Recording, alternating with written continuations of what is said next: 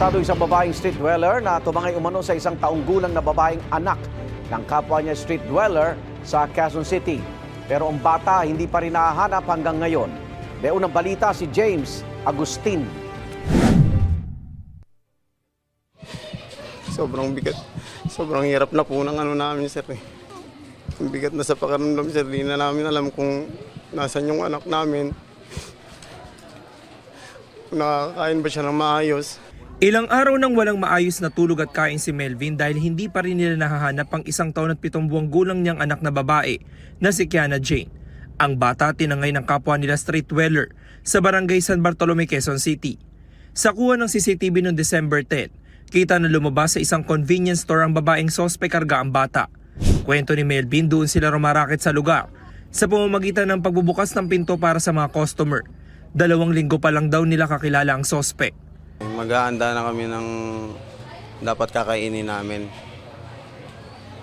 Nag-offer po itong suspect, sir, na siya na po daw sasagot sa ulam namin. Siyempre bilang minus gasto, sir, pumayag kami, sir. Siguro po mga 10 minutes, sir, hindi pa siya bumabalik, kinabahan na kami, sir. Yung misis ko, agad na naghanap. Dumunog sila sa barangay at pulisya para i-report ang insidente. Ayon sa pulisya, nakatanggap sila ng impormasyon na may nakakita sa sospek na namamalimos kasama ang bata. Nang puntahan, bigo sila nung una na matunto ng sospek. Hanggang sa balikan na nila ang convenience store at doon na aresto ang 20 anyos sa sospek habang nakatambay. Based po to sa information ng mga magulang dahil kilala rin po nila personally yung suspect.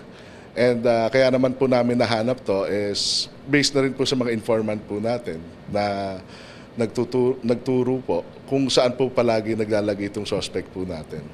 Walang pahayag ang sospek na nakakulong sa Novaliches Police Station. Sinampa na siya ng reklamong paglabag sa Republic Act 7610 o Child Abuse Exploitation in relation to Article 270 ng Revised Penal Code o kidnapping and failure to return a minor. Patuloy pang hinahanap ng pulisyang nawawalang bata. Nagba-backtracking na rin po tayo regarding po dyan sa mga CCTVs, and also we already coordinated with the other police stations and barangays. Sa ngayon, tanging dasal, ilang larawan at video ng huling sandaling magkasama sila ng kanyang anak ang pinanghahawakan ni Melvin. May panawagan din siya sa publiko. Baka po makita nyo yung anak ko. Pagbigay alam nyo naman po kagad sa amin. Ito ang unang balita. James Agustin para sa GMA Integrated News. Igan, mauna ka sa mga balita, mag-subscribe na sa GMA Integrated News sa YouTube para sa iba't ibang ulat sa ating bansa.